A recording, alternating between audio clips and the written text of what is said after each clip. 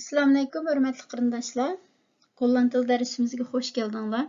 Biz bugün 7-ci dərs kitabımızdakı 7-ci dərs Botschappen dun sodalıq qılmaq degan tekstni öyrənib o'tamiz. Bu tekst orqali biz sodalıq chiqqanda zərur bo'lgan so'zlarni, jumlalarni qanday ifodalashni öyrənib o'tamiz. Sizlerning talabingizga asosan oldi bilan tekstdan burun o'sha darsdagi muhim so'zlarni qisqacha bir tushuntirib o'tmoqchi. Bugungi tekstda sizlar cho'qim esda saqlanishga tegishli muhim so'zlardan. Birinchisi Botschaft. Botschaft degandan har xil ma'nolar bor, ko'p ma'nolik so'z. Bugun tekstdagi ma'nosi yana sodaliq. Xuddi bizning tilimizda sodalıq qilish deganga o'xshash golland tilida shu Botschappen dun deb doim dun degan fe'l bilan biriktildi. Anda bu d artikul ishlatilgan ism ko'pdagi d Botschappen kichiltirilgan shakli het Botschappye. Botschappen dun masalan kundalik turmushga lozimli sodaliqlarni qilmoqni ko'rsatadi. Odatda sodaliq degan vaqtida shu kundalik turmushda yemak ichmak, sayko'ktat, har xil tozaliq buyumlari degandek. Andan Botschaftning yana uchur xabar degan ma'nosi bor. Masalan, "Ich in Botschaft für jou von allem." Yani mening sizga olimdan kelgan bir xabarim bor degandek. Bunday shaklda ishlatamiz. Yana bir xil ma'nosi uchur deb, masalan, "Die Botschaft von dit Buch ist ja macht nicht liegen." Yani bu kitobning bizga bermoqchi bo'lgan uchuri, siz yolg'on gap qilsangiz bo'lmaydi demoqchi deb. Bu filmning bizga bergan uchuri bunda demoqchi debchi. İşte vaqtlarda bu Botschaft ishlatamiz. İkinci söz the Leist, tizimlik, tiziz, ramka, jaza degandek ma'nolar var. The artikul keldigan ism ko'pdagi Leist'in het Leist'shi kichiltirilgan shakli. Masalan, adres Leist desak adres tizimligi, Botschappen Leist sodaliq tizimligi, yani gollandiyaliklarning bir odatiy soda qilishdan burun doim işte tizimlik chiqarib oldi. Leiden Leist a'zolar tizimligi degandekchi. Yani iki cümle keltirib qo'ydim. Diese schilderai heeft een mooi lijst. Mesela bu resimninki ramkası güzelke, cazası güzelke degandekçu. Bu resimdikideki şu ramka caza. Yani ki ik maak in Botschappen lijst voor morgen. Eet için bir sodalıq tizimlik tüzüp çıkay. En keyingi sözümüz supermarket. Market bunu yamanlar bilesizlar çoxum. Yani supermarket degen talla bazarını gösterdi. Market deganda ochiq bozorni ko'rsatadi. Men rasmda ko'rgandek, normalda har qanday bir shaharda haftaning ma'lum bir kunlarida mushta ochiq bozorlar bo'ldi-ku. Xuddi bizning vatanimizga shanba bozor deb atab qo'ydik-ku. Ashunday bir bozorlar. Anda market qilmas so'zlar, masalan, market onderzoek, bozor tekshirishi, market analizi, bozor analizi, marketing, yana bozor ilmi, market platz degan Gollandiyadagi barliq ikkinchi qo'l narsalarni oldigan bir cho'ng to'r bozori. Yani marketga doir bir qancha so'zlar. Endi keyingi so'zimiz anbieding. The anbieding birlik shakli the anbiedingen en het anbiedingga, yani itbar baho degan ma'noda. Yani bahosi tushirilgan, bahosida itbar qilingan degandekchi. Mesela the apples zijn deze week in de aanbieding desek almalar bu hafta itbar bahat iken yak almalarning bu hafta bahası düşürülüptü degan ma'noda. Anda bunun fiil şekli anbieden ta'minlamak. Mesela wij willen u in baan aanbieden desek biz sizni bir xizmat bilan ta'minlamoqchi degandekchi. Anda yana bir ism şekli the aanbod, yani ta'minat, ta'minlangan, berilgan narsa degandekchi. Yani ben bazı isimlarninki muşta fiil şekli, her xil isim şeklini qıtıp qo'ydim. Bunda qilishlik sebep endi sizlarda bir önümlük ögüniş usulini yetildirish, yani har qanday bir isimni o'rgangan vaqtinglarda, mesela the anbieding ma'nosi itbar baho deb bunda ham emas, buning fiil shakli qanday, ism shakli qanday, ondan ism bo'lsa uning ko'plik shakli qanday, ondan jumlalar bilan birga o'rgansanglar hammasi bir-biridan kelib chiqqan ma'nolar bir-biriga o'xshab ketganlikdan oson esimni tuta olasizlar ham. Bir champidishki paxtakni so'qib bir so'zni o'rganish orqali 4-5 so'zni biroqlam o'rgana olasizlar-ku. Shunga shunda bir unumlik o'rganish usulininki misali süpütüde şu an keltirip koydum. Endi keyingi sözümüz halen. Bu İngiliz tilida bek köp işletiladigan bir söz. Ma'nisi jiq. Endi qag'ni shu ahvolga asosan har xil ma'nida tarjima qilamiz. Asosiy ma'nolari ammoq, o'tmak, ulgurmak degandek ma'nolari bor. Masalan, botsxappen halen desek, sodiliqlarni ammoq, sodilik qilmoq. Het examen halen desek, imtihondan o'tmak. Train halen desek, poyezdga ulgurmak, poyezdga chiqolmoq degandekchi. Misal, mijn tas ligt boven, ik haal hem even. Yani somkam üstüde şakkıda çıkıp bir ilvalay degandek. Ik heb de trein niet gehaald, yani poyezga ulguremedim. Haal jij even aardappels op de markt, yani bazardan bir renk ekilemsiz. Yani her xil ma'nolarda misollarni keltirib qo'ydim. So'ng bir so'zni o'rganganda mushta jumlalar bilan esinglarda tutib olsanglar, ishlatish o'rni ham yaxshi esinglarda qoldi. Keyingi so'z betalen. Betalenning ma'nosi pul to'lash. Mayli naqd pul bo'lamdi yoki bank kartasi bilan bo'lamdi, har xil to'lash, ish qilib pul to'lash. Masalan, ik kan niet mijn boodschappen betalen. So'dliqlarimni to'layolmayman, ya'ni so'dliqlarimning pulisini to'layolmayman. Andan met kontant betalen, naqd pul bilan to'lash, met bank pas yoki met pin pasmi deydi, o'xshash. Har ikkisi bank kartasi bilan to'lash degandekchi. En kopen satib olmoq, yani bir narsa satib olmoq. Satib olish uchun pul to'laymiz, ikkisi bir-biriga o'xshab ketadigan bir turdagi so'zlar. Har qanday narsani satib olishga ishlasak bo'ldi, saykuktat, kiyim-kechak, uy, mashina, cho'ng, kichik narsa olsun. Masalan, ik koop in new jas, men bir yangi chopon satib olaman. Ondan t ko'p degan oldiga t qo'shilib t ko'p deb kelsa sotildi degan ma'noda. Normalda ba'zi uylarda sotilgan uylarga, mashinalarga mushta chiqarib qo'ydi, t ko'p debchi. Masalan, that house is too ko'p, yani uy sotildi degan ma'noda. Hem keyingi so'zimiz kaykin. Kaykinning ingliz tilida bek ko'p ishlatiladigan bir so'z, ko'rmak, qaramoq degandek ma'noda. Masalan, ik kijk of de bus al komt. Yani avtobus keldim yo'q qarab baqay. Waarom kijk je bos? Yani nimishqa ochig'ingiz kelgandek qaraysiz, yani qapoqni turib qaragan vaqtida birisichu. En ik zal kijken wat ik voor je kan doen. Yani sizga nimishqa qilib beralayman, bir qarab baqay debchu. Yani ik zal kijken degan men bir qarab baqay, men bir o'yinlab baqay degan ma'noda. Masalan, gollandiyaliklar bek ko'p ishlatadi bu gapnichu. Masalan, Mesela sizler birisini uyanglik teklif qildinglar deydi. Sizni bizning uyga taklif qilsam bo'lamdi yo keyin gap degan deb desanglar, balki bu qarshi taraf iksal kaykin deb javob berish mumkin. Demak, jo'g'ini men bir qarab baqay deb, endi nima qarab baqay degani hamda oldimizga gapdi shu kun vaqtim bormi yo'q, shu kun bir ishlarim bormi yo'q, bir ko'rishmam bormi yo'q, qarab baqay degandekchi. İngliz tilida bek ko'p ishlatiladigan so'z. Ondan eng oxirgi so'zimiz xilofen. Xilofenning bu ma'nolari ko'p ma'nolik so'z, ishonmak, deb qaramoq, o'ylamoq degandek har xil ma'nolari bor. Masalan, ik geloof dat hij een goede persoon is. Yani men uni yaxshi odam deb o'ylayman. En ik geloof in islam, men islomdan ishonaman. Aniylik bizning tilimizda deymiz-ku, quloqlarimga ishonmay qoldim deb. Masalan, biz yilqi pek hayron qolgan bir gapni anglagan vaqtimizda yoki pek bir ishni ko'rib pek hayron qolgan vaqtimizda ko'zlarimga ishonmay qoldim deb deymiz-ku. Mushuningda mush xilofen degan ishlatamiz. Masalan, ik kan niet mijn oren geloven, ik kan niet mijn ogen geloven desek. Yani quloqlarimga ishonmay qoldim, ko'zlarimga ishonmay qoldim degandek ma'nolarda. En ism shakli het geloof din, yani islom dini, xristian dini degandek har xil dinlar. En gelovig desek sübhat shakli, yani dindar, dinga e'tiqod qiladigan odam degan gap. Masalan, ik bin gelovig desek, yani men dinga e'tiqod qiladigan odam degan ma'noda.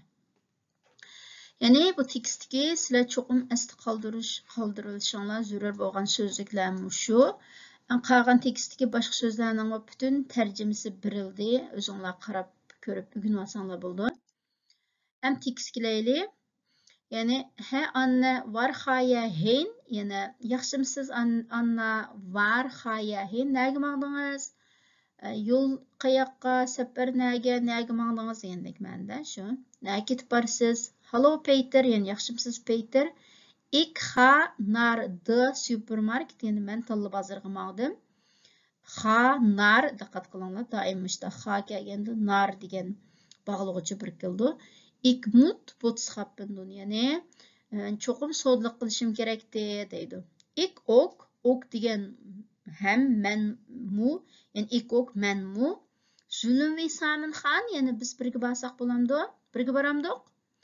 Goed. Yani goed deganning yaxshi, ma'qul bo'ladi, ha degan har xil ma'nolar ham yadamda bo'ladi. Moet je veel kopen? Yani jiq narsa alışınız gerek mi? Yani mut lazım, yesiz veel jiq kopen. Yani jiq narsa alışınız gerek mi? Yani aldığın narsalarınız jiq mu? Degandek ma'noda. Kijk, yani qarang. Ik heb een lijstje gemaakt. Yani ben bir tizimlik tuzib olgan. Daar staat alles op. Yani daar u yerde staat turdu alles hemmisi op üstüde. Yani hemmisi bir şeyde turdu. Yani demek yo'q ne?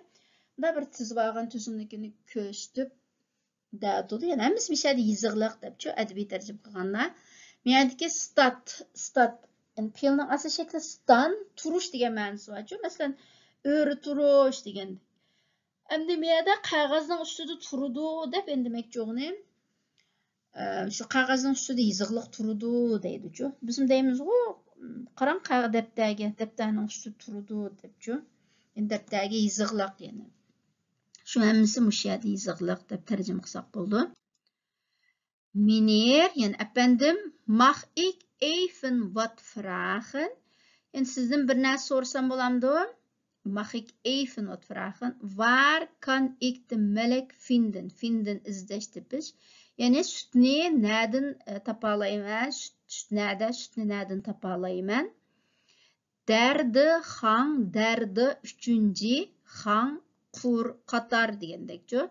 Links yani sol taraf üçüncü qur. An het eind rechts yani o'ng tarafninki eng oxirida.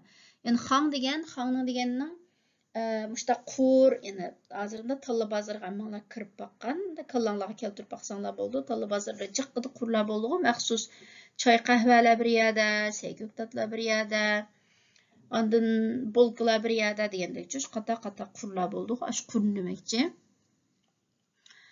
Anda gang deganning yana bir ma'nosi koridor degan ma'nosi bor. Masalan, uyimizning koridori, binoning koridorlari uning ishlasak bo'ldi.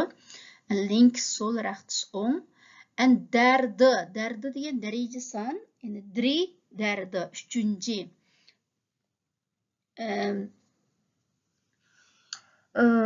Muşta d qo'shimchasini qo'shar orqali sonlarning daraja sonini yasaymiz. Masalan, 2, 2, 2 desek 2. 3, 3 derde, 3. 4, 4, 4 4. 5, 5 6 debchu. Yani 3. degan ma'noda. Ikisini oxiriga kelsak, even kijken. Yani even kijken. Bir qarab boqaychu debchu. Ik yani bir tekshirib boqaychu, qarab boqaychu. Ik geloof dat ik nu alles heb. Yani meningcha, ik geloof meningcha, men o'ylayman, men deb qarayman. Dat ik nu alles heb. Yani men hamma narsani optiman deb o'ylayman. Meningcha hamma narsani optiman. O ney degan yerda haras debchu. Biz tilimiz deymiz-ku.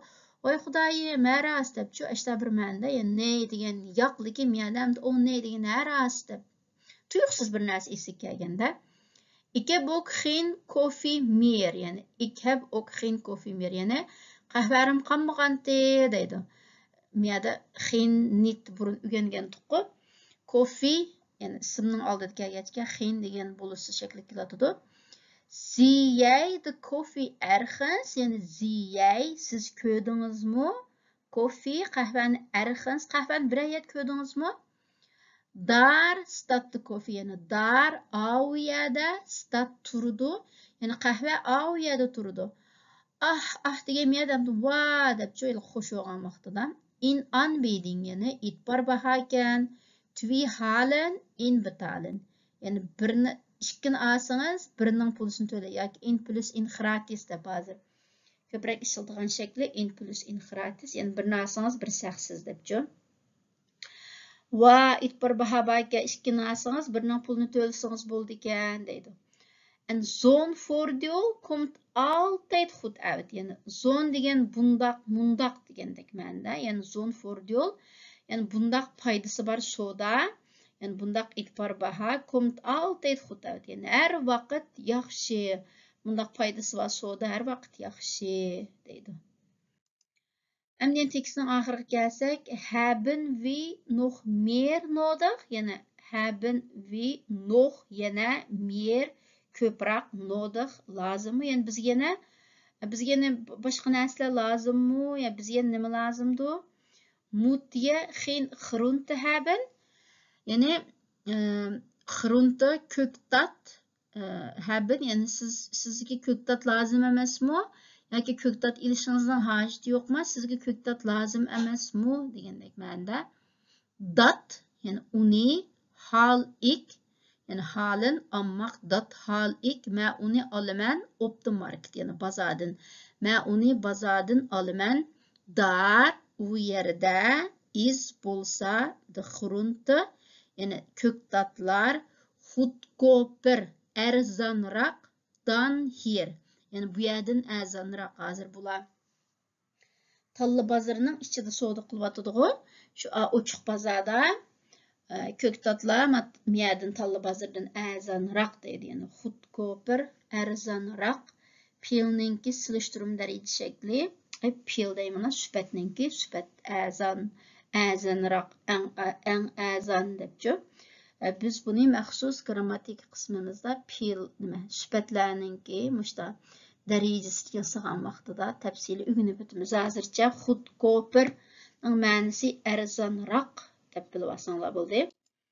En tekstning oxiri Anna en Peter gaan betalen. Yani Anna bilan Peter pul to'ligili mangdi. Anna en Peter deb ikkidan bo'lg'achqa masalda gaan deb kelyotidi. Diqqat qilinglar. Zi zettin ular qo'ydi zettin zittin emas. Zittin degan o'ltirish, ma zettin degan bir narsani bir ayaga qo'yish. Zi zettin ular qo'ydi deb boodskappen, yani so'zliqlarni op de band. Yani band degan miyada talla bozorda pul to'laydigan vaqtimizda pul to'lash pogida bir qora tasma bo'ladi-ku. Bunda olgan so'zliqlarimizni qo'ysak o'z asta mingib prikazchikning oyiniga boradigan. Yani aşu yetkiziş tasmasını demekçi. Yani ular olgan so'zliqlarni yetkiziş tasmasının ustiga qo'ydi. En 15 euro 20 yani 15 euro 20 cent alsjeblieft yani alsjeblieft merhamet yani hürmet sözü. Bu alsjeblieft'nin yana arzimaydi degan ma'nolarım var. Mesela bir sizlarga rahmat etsa arzimaydi degan vaqtida alsjeblieft desanglar bo'laverdi. Bu men doim ishlatishinglarni tavsiya qilmayman. Bir hürmet adab sözü.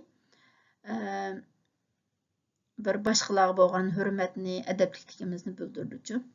Wilt u de bon? Yani talonni xohlamsiz? Talon lazımmi? Nee, yo'q. Dat is niet nodig. Yani hojati yo'q, lozim emas degandek. Nodig degan shu lozim, zarur degandek ma'noda. Yani niet nodig, lozim emas, hojati yo'q. Da xayr xo'sh deydi, tot ziens xayr xo'sh.